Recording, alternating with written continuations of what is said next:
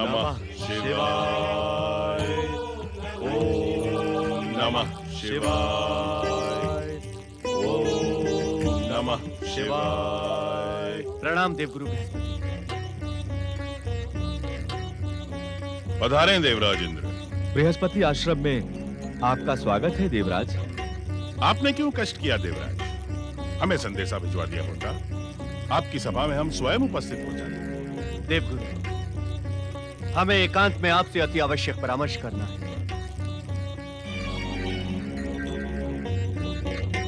आए देवराज।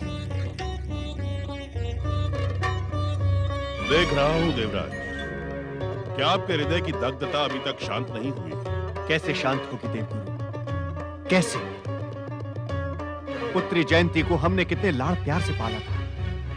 क्या यही दिन देखने के लिए कि वो अपने ही पिता के घोर शत्रुओं के गुरु की पत्नी बन जाए? देवराज, जिस तरह जयंती आपको प्रिय थी, उसी तरह वो मुझे भी प्रिय थी, किंतु नीति एवं होनी के समक्ष हम सब विवश हैं।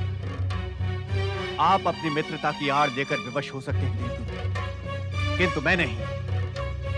मैं उस शुक्राचार्य को उसके दुस्साहस का दंड देकर ही रहूंगा।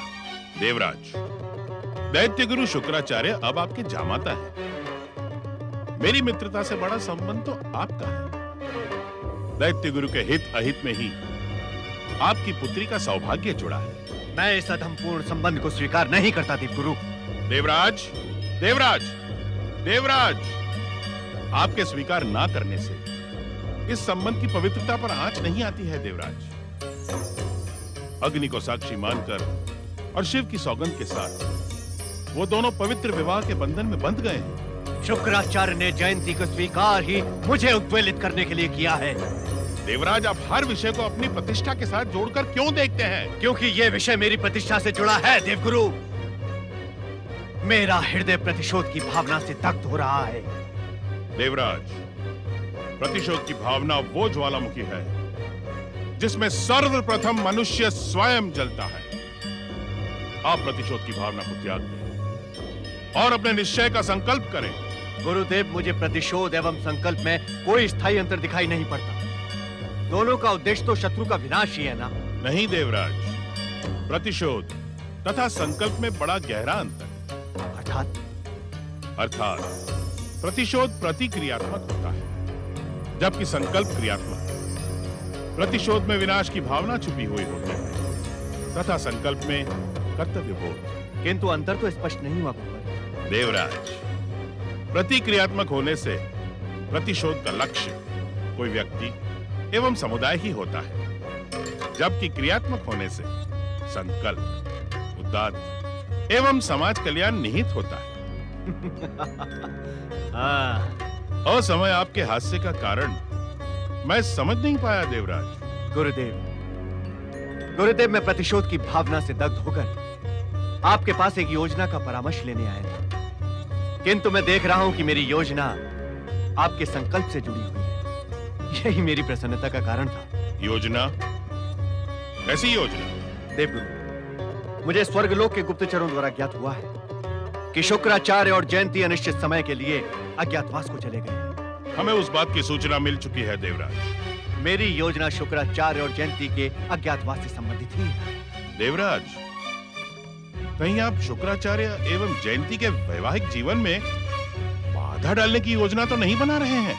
नहीं नहीं देवगुरु, कदापि नहीं। देवराज, धर्म सम्मत विवाह एवं नीति सम्मत संसर्ग करने वाले सभी स्त्री पुरुष की रक्षा का दायित्व प्रभु शिव शंकर का है। आप अपनी योजना पर विचार कर लें। देवगुरु, हम किसी के भी जीवन में बाधा डालने का प्रयास नहीं कर रहे हैं, अपितु एक ऐसी योजना पर कार्य कर रहे हैं जो सभी के लिए कल्याणकारी है, और इस कल्याणकारी योजना को केवल आप ही सफल बना सकते हैं। आपकी योजना क्या है देवराज? देवगुरु, शुक्राचार्य की अनुपस्थिति में आप शुक्राचार्य का रूप धारण करें, असुरों के मन में देवताओं के प्रति वैर एवं द्वेष को समाप्त कर दें, उन्हें प्रतिशोध एवं संकल्प की ऐसी शिक्षा दें कि असुर सदा सदा के लिए स्वर्ग पर आक्रमण करने का विचार ही त्याग दें। नहीं देवराज, प्रपंच का ये मायाजाल रचना हमारे लिए शोभनीय नहीं है।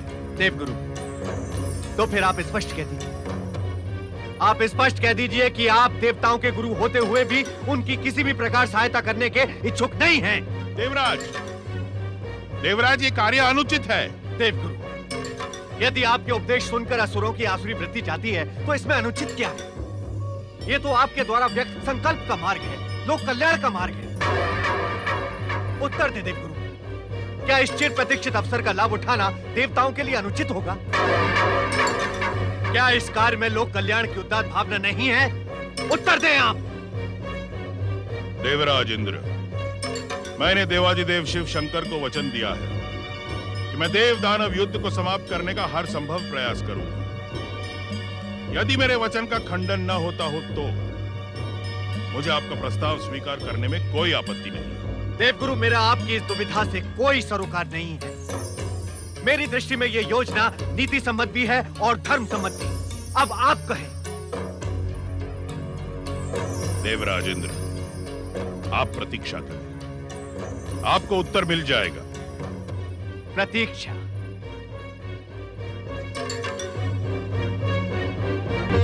असमय आपके समीप आने के लिए क्षमा प्रार्थी हूं पिताश्री। पुत्र, देवराज इंद्र के प्रस्ताव से मेरा मन दुविधाग्रस्त है। मुझे परामर्श दो कच्छ। मैं आपको क्या परामर्श दूं पिताश्री? मेरे ज्ञान के समस्त मार्ग आपसे प्रारंभ होकर आप में ही समाप्त हो जाते हैं। किंतु किंतु क्या पुत्र? निसंकोच कहो। आप सदैव हमें इस बात की शिक्षा देते हैं पिताश्री कि संसार की कठिन से कठिन समस्या का समाधान भगवान शिव के पास सुरक्षित है। आप उन्हीं की शरण में जाइए, वो आपकी दुविधा अवश्य दूर करेंगे। नारायण नारायण। अरे ये क्या? कैलाश आज सुनसान क्यों है? वीरान क्यों है आज कैलाश? भोलेनाथ, भोलेनाथ कहां हैं आप? भोलेनाथ, अपने इस परम भक्त दीनहीन नारद को दर्शन देकर कृतार्थ करें। हे भोलेनाथ, कहां हैं आप? भोलेनाथ, मुझे दर्शन दें। हे विश्वेश्वर, मुझे दर्शन दें। हे त्रिकालदर्शी, मुझे दर्शन दें। तुम इतना अधिक उत्तेजित क्यों हो रहे हो नारद? हम कैलाश से पहली बार अदृश्य तो हुए नहीं। किंतु भोलेनाथ, आज से पूर्व कैलाश को इतना सुनसान एवं वीरान कभी नहीं देखा। कृपया आप मुझे ये बताएं कि आपकी इस लीला का रहस्य क्या है? कैलाश का वातावरण शांत एवं समाधि के अनुकूल रहे, इस लीला का यही रहस्य है। अर्थात महादेव?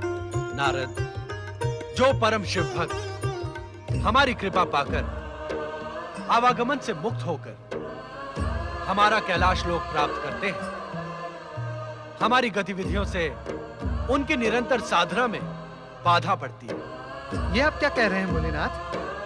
आपकी गतिविधियों से आपके भक्तों की साधना में बाधा पड़ती है? ये कैसा रहस्य है? नारद, भक्त को उसकी भक्ति का प्रतिफल देना ही ईश्वर का उद्देश्य नहीं होता, अपितु भक्त को भक्ति, साधना एवं तपस्या योग्य वातावरण उपलब्ध करवाना भी हमारा कर्तव्य है। कैलाश के सुनसान एवं वीरान होने वाली लीला का यही रहस्य है। नारायण नारायण। अर्थात एकांत में की गई साधना ही सफल होती है? ऐसा सदा नहीं होता ना, किंतु एकांत में की गई साधना में जीवन के अनेक रंगों एवं व्यवहारों से भटकने की संभावना कम होती है। यही कारण है कि एकांत में की गई साधना के स्वर्ग हम तक शीघ्र पहुंच जाते हैं। नारायण नारायण। अर्थात जीवन के विविध रंगों एवं समाज के मध्य की गई साधना का कोई मूल्य नहीं? नहीं नहीं नारद, जीवन एवं समाज के मध्य साधना से हमें प्राप्त करने के अमूल्य क्षण उपलब्ध है। यदि ऐसे रंगमय वातावरण में कोई साधक लोभ मोह मत्सर छोड़कर एक भी क्षण हमारा स्मरण करे तो उसे हमारी भक्ति अवश्य प्राप्त होती है। यही कारण है नारद कि गृहस्थ आश्रम में की हुई साधना सबसे अधिक कठिन मानी जाती है। किंतु भोलेनाथ, दैत्य गुरु शुक्राचार्य के आश्रम में भी तो शांति छाई हुई है। क्या उनका अदृश्य हो जाना ये भी आपकी ही लीला का अंग है? भोलेनाथ, दैत्य गुरु की खोज में बेचारे असुर इधर उधर भटक रहे हैं। तुम्हें अपनी इस जिज्ञासा का शमन करने के लिए तनिक प्रतीक्षा करनी होगी ना। हे शिव शंकर, मेरी दुविधा दूर करें, मुझे मार्गदर्शन दे भोलेनाथ। हमें आपकी दुविधा का ज्ञान है देवगुरु बृहस्पति। यदि आप देवराज इंद्र की योजना अनुसार असुरों को सन्मार्ग पर लाने का प्रयत्न करेंगे तो ये हमें दिए हुए वचन का खंडन नहीं होगा। परंतु क्या भविष्य इसे कपट की संज्ञा नहीं देगा? क्या दैत्य गुरु शुक्राचार्य के प्रति यह बृहस्पति का अपराध नहीं कहा जाएगा? नारायण नारायण, क्षमा देवगुरु क्षमा। आपने तो यही शिक्षा हमें दी है कि किसी भी दुराचारी को सन्मार्ग पर लाने के लिए यदि अपने स्तर से नीचा उतरना पड़े तो वो कार्य अपराध की श्रेणी में नहीं माना जाता। नारद, एक गुरु अपने शिष्य के रूप में तुम्हारे जैसा शिष्य पाकर धन्य हो जाता है। क्यों देवगुरु? अवश्य शिव शंकर। नारद में शिक्षा को संग्रहित करने की अद्भुत क्षमता है। साथ ही नारद की प्रशंसा से मैं आपका संकेत भी समझ गया हूं। संकेत? कैसा संकेत देवगुरु? भोलेनाथ का संकेत यह है नारद कि जो शिक्षा कर्तव्य बताकर एक गुरु अपने शिष्य को प्रदान करता है, उसी शिक्षा का जीवन के कठिन एवं दुविधापूर्ण क्षणों में उसे स्वयं भी अनुसरण करना होगा। मेरे कर्तव्य का निर्धारण हो गया है शिव शंकर। मैं अपराध एवं कपट की बात भूलकर अपने कर्तव्य पथ पर जा रहा हूं। मुझे आशीर्वाद दें भोलेनाथ।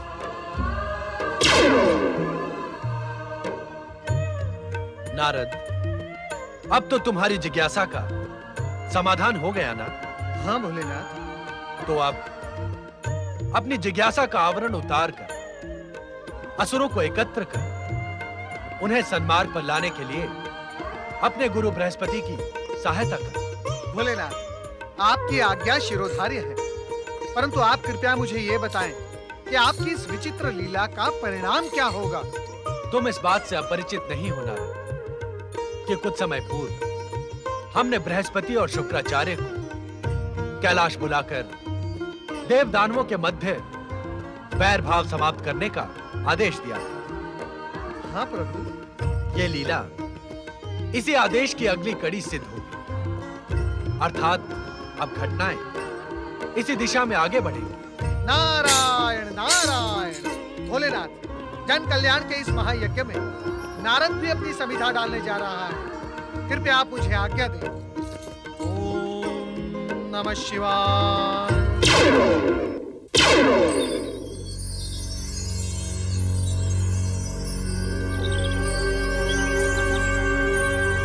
ओम नमः शिवाय।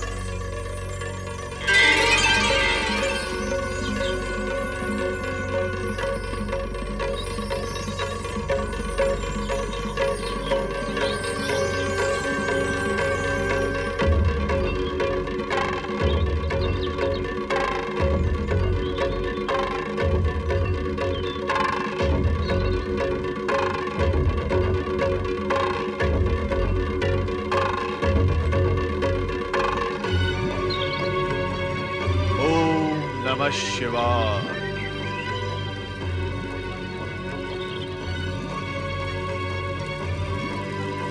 मेरा यह अपराध क्षमा करें भोलेनाथ।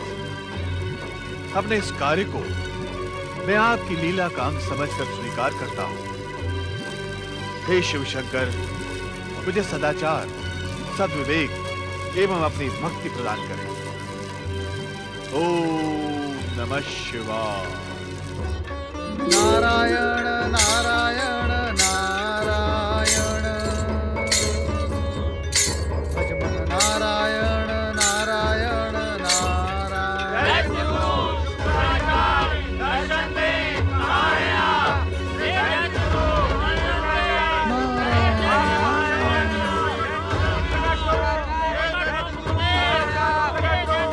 गए दैत्य गुरु?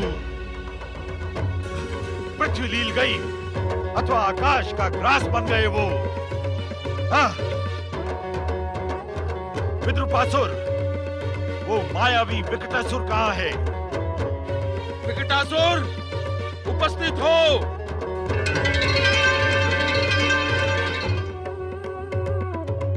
दैत्यराज महासुर की जय हो। आज्ञा दैत्यराज। विकटासुर, हमने तुम्हें दैत्य गुरु आश्रम की गुप्तचरी के लिए नियुक्त किया था, किंतु तुम कहाँ थे? दैत्यराज, मैं दैत्य गुरु शुक्राचार्य आश्रम की सूचना लेकर पाताल लोक गया था, किंतु आप वहां नहीं थे दैत्यराज। दैत्य गुरु शुक्राचार्य कहाँ हैं? बोलो विकटासुर, बोलो। भोलेनाथ, भोलेनाथ, यदि इसने सब कुछ बता दिया तो देवता और दानवों की मित्रता ये एक स्वप्न मात्र बनकर रह जाएगी। भोलेनाथ आप कुछ करें, भोलेनाथ आप कुछ करें।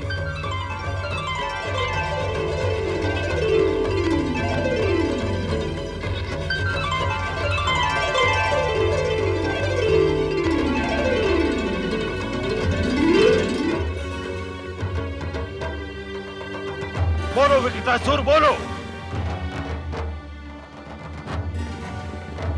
असुरराज, मैंने देखा कि ध्रुव तप की समाप्ति पर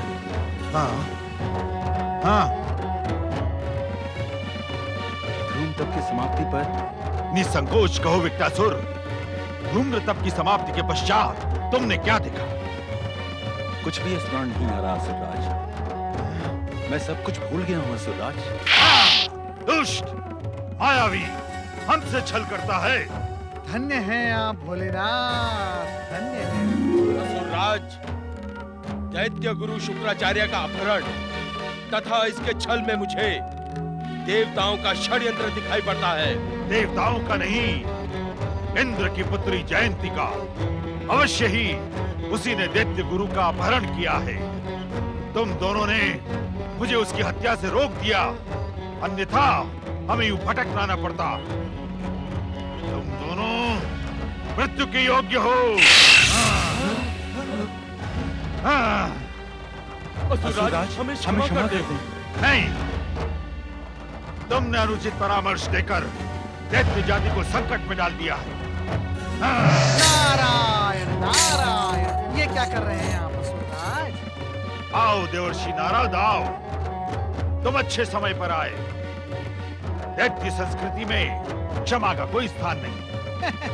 परंतु इन दोनों की हत्या करके आप दैत्य गुरु शुक्राचार्य की आज्ञा को अनदेखा कर रहे हैं। नारद, तुम बिना आज्ञा के हर जगह उपस्थित हो जाते हो और बिना पूछे परामर्श देते हो, यह अनुचित है। नारायण नारायण, उचित समय पर अनुकूल परामर्श देना भी तो अनुचित नहीं है। दैत्य गुरु शुक्राचार्य ने स्वयं आपको अपनी शक्ति के विकास का आदेश दिया था।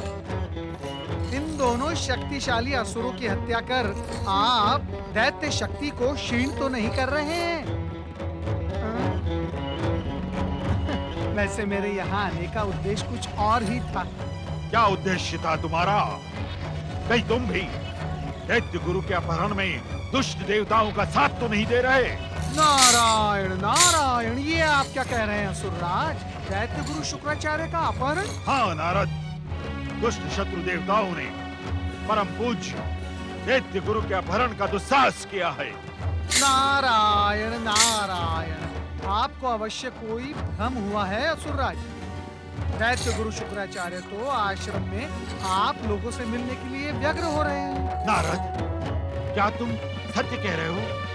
नारद ने अपने जीवन में आज तक कभी असत्य बोला ही नहीं है। यदि आपको मेरे कथन पर विश्वास ना हो तो आप स्वयं आश्रम जाकर देख लें। नारायण नारायण।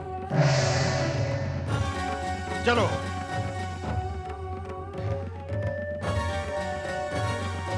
ये शुभ सूचना सुनकर हम तुम दोनों को क्षमा करते हैं।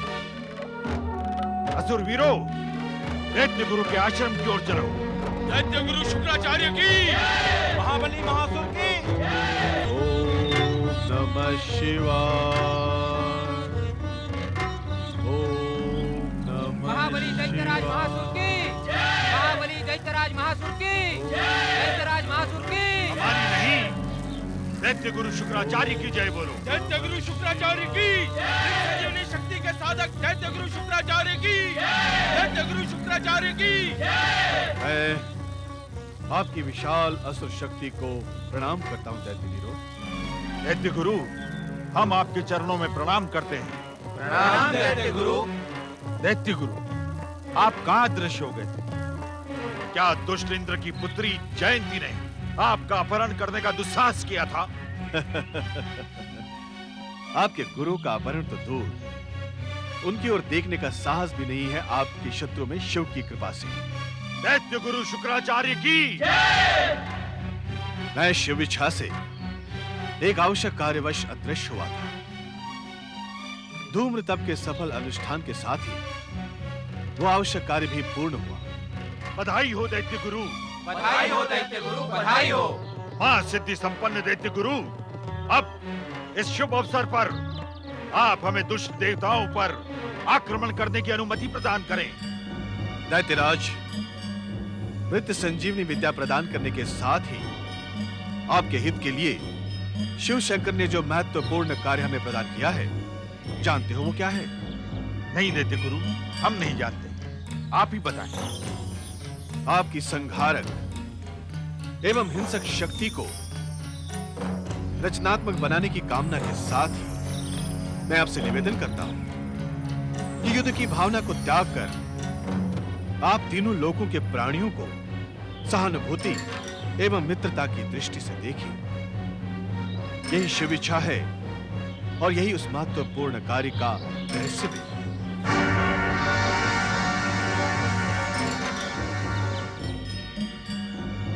मेरी बात सुनकर आपको आश्चर्य तो अवश्य होगा, किंतु धूम्र तप के परिणाम स्वरूप आपके गुरु के हृदय से हिंसा निकल चुकी है। यदि आप भी अपने गुरु के बताए हुए मार्ग पर चलने के इच्छुक हैं, तो युद्ध के स्थान पर मित्रता के मार्ग पर चलो।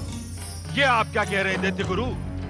आपने स्वयं हमें वचन दिया था कि धूम तप के पश्चात आप हमें स्वर्ग पर आक्रमण करने की अनुमति प्रदान करेंगे। धूम्र तप से पूर्व मेरी मान्यता हिंसक थी दैत्यराज, किंतु हिंसा तो हम असुरों के जीवन की अनिवार्यता है दैत्य गुरु।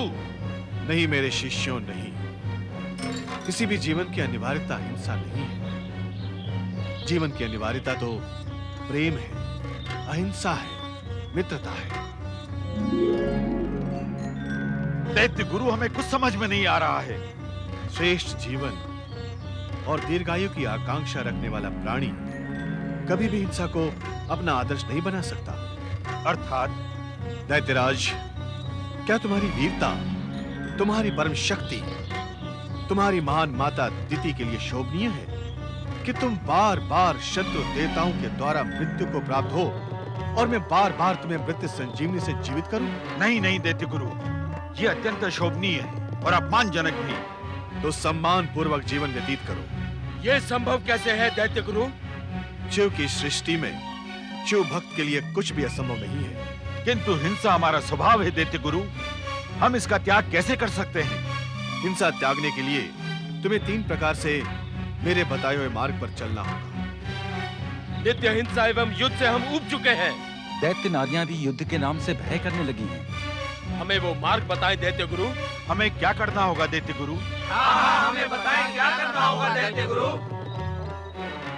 इसमें कुछ विशेष नहीं करना है। हिंसा को छोड़ने के प्रथम प्रयास में तुम सबको किसी का भी विरोध करने की भावना का त्याग करना होगा। हमें स्वीकार है दैत्य गुरु। दूसरे प्रयास में प्रत्येक से मित्रता आरंभ करते हुए हिंसा को त्याग कर शिवाराधना करनी होगी। हमें स्वीकार है दैत्य गुरु। तथा तीसरे प्रयास में आजीवन हिंसा न करने का संकल्प लेकर अपना जीवन शिव चरणों में समर्पित करना होगा। हमें स्वीकार है दैत्य गुरु। हमें स्वीकार है दैत्य गुरु। हमें स्वीकार है दैत्य गुरु। हाँ, हमें स्वीकार है दैत्य गुरु। तो श्रेष्ठ जीवन अथवा दीर्घायु प्राप्त करने के लिए इसी क्षण अपने अस्त्र शस्त्र त्याग दो और निरंतर शिवाराधना से अपने मन को स्वच्छ और शीतल करो। जो आज्ञा। चलो असुर वीरो। असुर वीरो नहीं महासुर, असुर मित्रों। प्रत्येक को मित्र समझना ही अहिंसक जीवन का मुख्य संदेश है। चलो असुर मित्रों,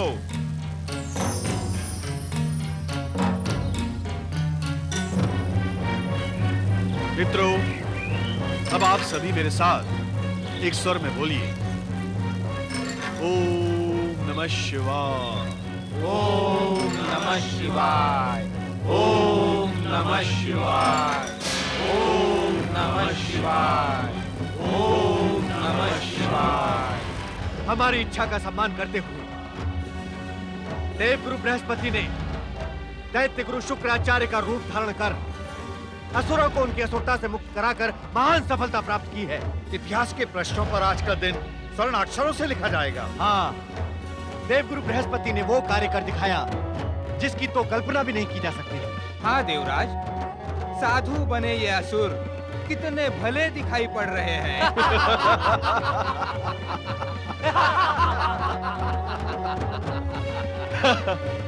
आज हम इतने प्रसन्न हैं जितना कि कभी असुरों को पराजित करने पर भी नहीं हुए। धन्य हैं आप दैत्य गुरु, धन्य हैं। नारायण नारायण। हिंसक शत्रु के अहिंसक मित्र बन जाने से प्रसन्नता तो होती ही है देवराज, परंतु मैं आपके मुख से धन्य है आप दैत्य गुरु ऐसा सुनने का इच्छुक हूँ। दैत्य गुरु? हाँ देवराज इंद्र, हाँ। जब दैत्य गुरु और देव गुरु में अंतर ही नहीं रहा तो आप निसंकोच होकर कहें, आप सब कहें, धन्य है आप दैत्य गुरु, धन्य है। धन्य है आप दैत्य गुरु, धन्य है। नारायण नारायण।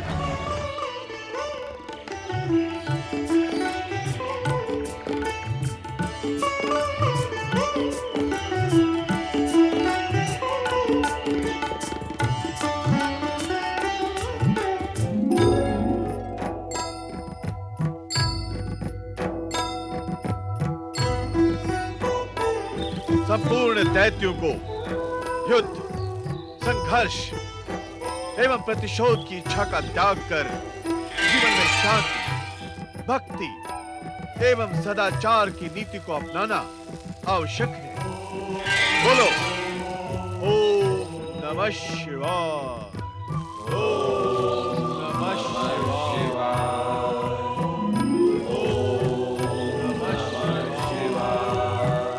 बालिका से युवती हो गई। माँ माँ, ये देखो मैंने फूल पुष्पों की कितनी सुंदर माला गूंथी है। अरे वाह, क्या हमारी पुत्री देवयानी इतनी बड़ी हो गई है कि इतनी अच्छी माला गूंथ सके? पिता श्रेष्ठ, आप तो सदा मुझे छोटी बालिका ही समझते हैं। पुत्री देवयानी, माता पिता के लिए बालक कितने भी बड़े हो जाएं, बालक ही रहते हैं। माँ, मैं इसे कहाँ लगाऊं? इसे मेरे केशों के साथ गूंथ दो। अच्छा। आओ पुत्री, तुम भी भोजन कर लो। पिताश्री, मैंने भोजन कर लिया है। माँ, मैं अपने लिए माला बनाकर लाती हूँ।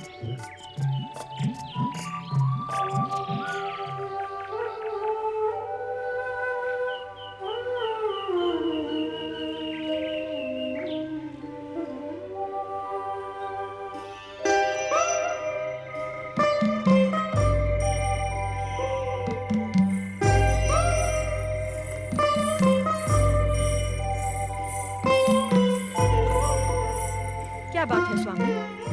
प्रातः काल से आप चिंता मग्न दिखाई दे रही हैं। क्या आप हमारी पुत्री देवयानी को लेकर चिंतित हैं? जयंती, हमारी योग्य पुत्री देवयानी को लेकर मुझे किस प्रकार की चिंता हो सकती है? स्वामी, आपको कभी इतना उद्विग्न नहीं देखा। आप निश्चित ही कोई बात हमसे छुपा रहे हैं। जयंती, ये कर्तव्य का ज्ञान है। कर्तव्य का ज्ञान? हाँ जयंती, आज प्रातः भोजन के समय देवयानी को तुम्हारे केशों में माला गूंथते देख मुझे अपने कर्तव्य का ज्ञान हुआ। ये कर्तव्य एक पिता का अपनी पुत्री के प्रति है स्वामी। पुत्री के विवाह को लेकर आपका चिंतित होना स्वाभाविक है, किंतु पुत्री देवयानी के लिए आपको इतना चिंतित होने की आवश्यकता नहीं। पुत्री देवयानी के वर स्वरूप योग्य से योग्य युवक स्वयं विवाह के लिए लालायित होगा। जयंती, इस समय मेरे हृदय में केवल देवयानी के विवाह की चिंता नहीं है। पुत्री देवयानी के विवाह के अतिरिक्त अन्य कौन सी चिंता है आपको स्वामी?